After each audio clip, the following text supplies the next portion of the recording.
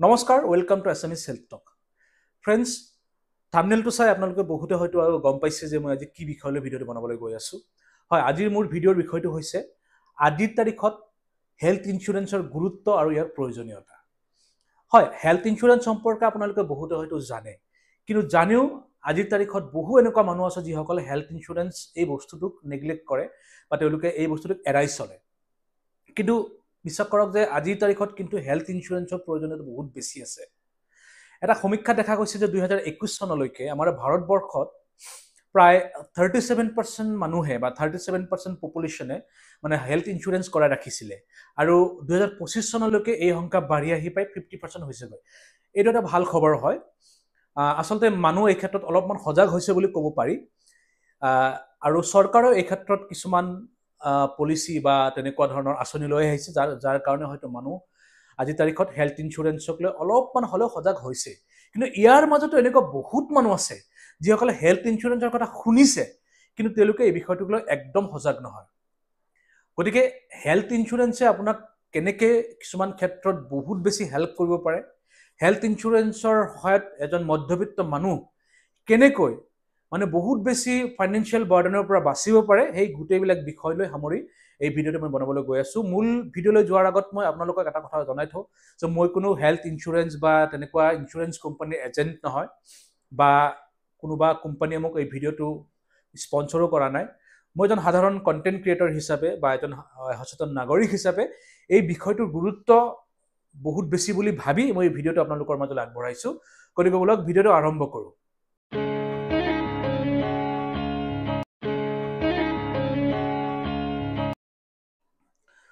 মূল্যবৃদ্ধি বা ইনফ্লেশ্যন এই বিষয়ে আপোনালোক বহুতে হয়তো জানে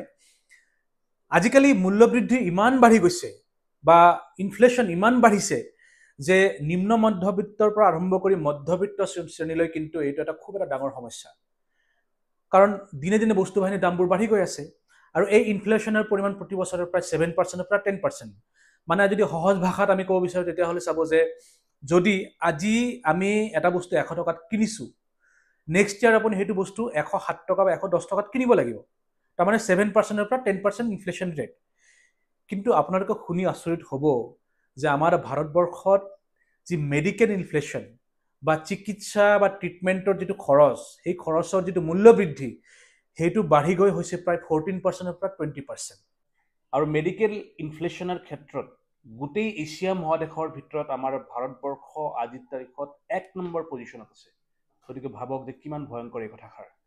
মানে সাধাৰণ যি মূল্য বৃদ্ধি তাতকৈ মেডিকেল বা ট্ৰিটমেণ্টৰ ক্ষেত্ৰত যি মূল্য বৃদ্ধি হৈছে সেইটোৰ পৰিমাণ হৈ গৈছে প্ৰায় ডাবল উদাহৰণস্বৰূপে চাওক যদিহে আপুনি আজি 1 লাখ টকাত এটা যদি অপাৰেশ্যন কৰিব লগা হয় আপুনি নেক্সট ইয়াৰ সেই অপাৰেশ্যনটো কৰিবৰ কাৰণে প্ৰায় 1,20,000 মান টকা খৰচ কৰিব লাগিব মই যে 1 লাখ টকাৰ কথা কৈছোঁ সেইটো এটা এক্সাম্পল হে মাত্ৰ এনেকুৱা বহুত মানে অপাৰেশ্যন আছে যে যি অপাৰেশ্যন আপোনাৰ 5 লাখ 10 লাখ টকালৈকে খৰচ হয় আৰু এনেকুৱা ক্ষেত্ৰত যদি এজন মধ্যবিত্ত মানুহৰ হাতত এটা ইঞ্চুৰেঞ্চ পলিচি নাথাকে বা মেডিকেল ইঞ্চুৰেঞ্চ নাথাকে তেতিয়াহ'লে কেনেকুৱা এটা ফাইনেন্সিয়েল বাৰ্ডেনৰ সন্মুখীন হ'ব লগা হ'ব পাৰে এবাৰ ভাবি চাওক আপুনি গোটেই জীৱন কষ্ট কৰি উপাৰ্জন কৰা ধনখিনি এটা ৰাতিৰ ভিতৰত এখন হস্পিটেলে আপোনাৰ পকেট খালী কৰি দিব পৰা অৱস্থা কৰি দিব পাৰে আৰু হস্পিটেল এনেকুৱা এখন ঠাই হয় যে আপোনাক এটা ৰাতিৰ ভিতৰত ৰাস্তাত নমাই দিব পাৰে মই মোৰ এটা অভিজ্ঞতা আপোনালোকৰ মাজত শ্বেয়াৰ কৰিছোঁ যোৱা 5 বছৰত প্ৰায় মোৰ পৰিয়ালত 5টামান অপাৰেশ্যন হৈছে আৰু সেই 5টামান অপাৰেশ্যনৰ ভিতৰত মুঠ প্ৰায় 7 পৰা 8 লাখ মান টকা মোৰ খৰচ হৈছে কিন্তু মোৰ ভাগ্য ভাল যে মই যি কৰ্পৰেট সেক্টৰত চাকৰি কৰোঁ বা মই নিজে যি ইঞ্চুৰেঞ্চ পলিচি বনাই ৰাখিছোঁ মেডিকেল ইঞ্চুৰেঞ্চ সেই দুইটা মিলাই এই গোটেইখিনি পইচা মানে বহন কৰিছে যাৰ কাৰণে এই যি 7-8 লাখ টকাৰ যিটো ফাইনেন্সিয়েল বাৰ্ডেন মোৰ গাত অহা নাই সেইকাৰণে মই এজন মধ্যবিত্ত মানুহ কিন্তু সেই সমস্যাটো মোৰ গাত অহা নাই কাৰণ মই সেই মেডিকেল ইঞ্চুৰেঞ্চটো বহুত আগৰ পৰা কৰাই ৰাখিছোঁ আৰু যিটো কৰ্পৰেট সেক্টৰত মই চাকৰি কৰোঁ তেখেতসকলে মোক এটা ইঞ্চুৰেঞ্চ পলিচি দি ৰাখিছে কিন্তু এই বস্তুটো যদি এজন এনেকুৱা এজন মানুহ যিজনে কোনো মেডিকেল ইঞ্চুৰেঞ্চ পলিচি বনাই ৰখা নাই লগতে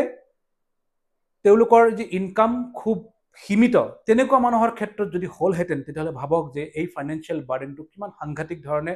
সেই পৰিয়ালটোক এফেক্ট কৰিলে হয়। গতিকে আজিৰ তাৰিখত মেডিকেল ইঞ্চুৰেঞ্চৰ যি প্ৰয়োজনীয়তা সেইটো খুবেই বেছি হয়। আপোনালোকে যিসকলে মেডিকেল ইঞ্চুৰেঞ্চ কৰা নাই সেইসকলে যিমান সোনকালে পাৰে সেইসকলে মেডিকেল ইঞ্চুৰেঞ্চটো কৰাই ৰাখক। এইটো আপোনালোকৰ পৰিয়ালৰ ভৱিষ্যত আৰু আপোনাৰ ভৱিষ্যতৰ কাৰণে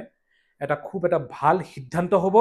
এই যি মেডিকেল ইনফ্লেশ্যন, এই মেডিকেল ইনফ্লেশ্যন কিন্তু প্ৰতি 5 বছৰৰ মূৰে মূৰে ডাবল হৈ গৈ থাকে।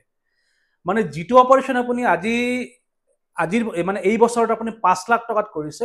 সেইটো অপাৰেশ্যন আপুনি 5 বছৰ পিছত কৰিব গ'লে 10 লাখ টকাত কৰিব লগা হ'ব পাৰে। গতিকে মেডিকেল ইনফ্লেশ্যনৰ পৰিমাণ দিনে দিনে এনেকৈ বাঢ়ি গৈ আছে। এনে ক্ষেত্ৰত আপুনি এটা মেডিকেল ইঞ্চুৰেঞ্চ পলিচি কৰাটো খুবেই প্ৰয়োজন। এতিয়া পলিচি বা মেডিকেল ইঞ্চুৰেঞ্চ পলিচি আপোনালোকে ক'ৰ পৰা ল'ব, কেনেকৈ বনাব? চব মই আগতে ইতিমধ্যে কৈছোঁ যে মই কোনো পলিচি এজেণ্ট নহয়, কিন্তু মই মোৰ অভিজ্ঞতাৰ ফালৰ পৰা যিহেতু মই এইটো কৰিছোঁ, মই আপোনালোকক কৈ দিব পাৰোঁ যে পলিচি বাজাৰ নামৰ এখন এপ আছে।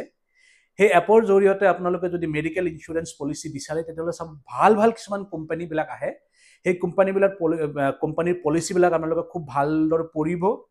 পঢ়াৰ পিছত তাৰপিছত আপোনালোকে বিবেচনা কৰিব যে কোনটো ভাল পলিচি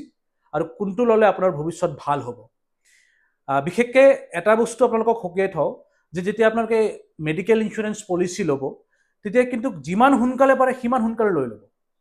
মানে বয়সৰ কথা কৈছোঁ, আপোনালোকে যিমান আগত বা আপোনাৰ কম বয়সত আপুনি পলিচি ল'ব, আপোনাৰ যি প্ৰিমিয়াম হ'ব সেই প্ৰিমিয়ামটো কমি যাব। যিমানে আপোনাৰ বয়স বাঢ়ি যাব দিনে দিনে মেডিকেল ইঞ্চুৰেঞ্চ যি প্ৰিমিয়াম হয়, প্ৰিমিয়ামটো বাঢ়ি গৈ থাকিব। এটা উদাহৰণ আপোনালোকক মই দিছোঁ যে যেনেকৈ ধৰক যদি আপোনাৰ এটা মেডিকেল ইঞ্চুৰেঞ্চ পলিচি আছে কিন্তু আপোনালোকৰ মা দেউতাৰ পলিচি নাই, আৰু আপোনাৰ মা দেউতাৰ যদি বয়স 50 পৰা 60 মান হৈ গৈছে, তেতিয়া চাব এটা কম্বাইণ্ড পলিচি ল'বৰ কাৰণে চাব যে মোটামুটি মাহত আপোনাৰ 5,000 পৰা 6,000 মান টকা দিব লাগিব। কাৰণ বিশেষকৈ বয়সস্থ মানুহৰ কিছুমান প্ৰি এক্সিষ্টিং ডিজিজ থাকে, মানে বেমাৰ হৈছিলে, সেই বেমাৰবোৰ থকাৰ কাৰণে এই পলিচিবোৰৰ যিটো দাম, পলিচিবোৰৰ প্ৰাইচটো বাঢ়ি গৈ থাকে, মানে বেছি থাকে। গতিকে পলিচিটো যিমান সোনকালে পাৰে কম বয়সত কৰিলে সেইটো ভাল হয়।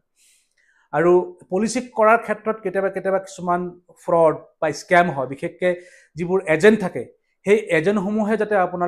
আপোনাক কোনো ধৰণৰ ফ্ৰড কৰিব নোৱাৰে সেইটো আপোনালোকে লক্ষ্য ৰাখিব লাগিব। বিশেষকৈ পলিচি এটা লোৱাৰ সময়ত, মানে মেডিকেল ইঞ্চুৰেঞ্চ পলিচি লোৱাৰ সময়ত আপোনালোকে সেই পলিচিবোৰ খুব ভালদৰে পঢ়িব, তাৰপিছত সেই পলিচি ল'বলৈ যত্ন কৰিব।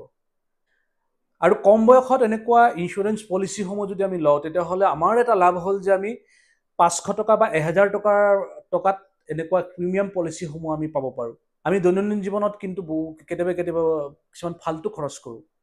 সেই ফাল্টু খৰচবিলাক যদি এৰাই আমি এনেকুৱা এটা ইঞ্চুৰেঞ্চ পলিচি বা মেডিকেল ইঞ্চুৰেঞ্চ কৰাই লওঁ, অন্ততঃ খুব বেয়া দিনত আপোনাৰ মোৰ পৰিয়ালৰ এজন মানুহ মৃত্যুমুখৰ পৰা বাচি আহিব পাৰে। গতিকে বন্ধুসকল, আজিৰ এই ভিডিঅ'ৰ জৰিয়তে মই আশা কৰিছোঁ যে আপোনালোকে মেডিকেল ইঞ্চুৰেঞ্চৰ আজিৰ তাৰিখত যি প্ৰয়োজনীয়তা সেই প্ৰয়োজনীয়তা সম্পৰ্কে অলপ হ'লেও সজাগ হ'ল। এই ভিডিঅ'টো চাই আপোনালোকে যদি অলপ হ'লেও উপকৃত হোৱা বুলি অনুভৱ কৰিছে তেতিয়াহ'লে মোৰ চেনেলটো ছাবস্ক্ৰাইব কৰিব, লগতে এই ভিডিঅ' আপোনালোকৰ বন্ধুসকলৰ মাজত শ্বেয়াৰ কৰিব। পৰৱৰ্তী সময়ত এনেকুৱা আৰু ভাল ভাল বিষয়ৰ হেল্থ টপিক লৈ মই আপোনালোকৰ মাজলৈ অহাৰ প্ৰতিশ্ৰুতিৰে আজিলৈ এইখিনি সামৰি মাৰিছোঁ। ধন্যবাদ।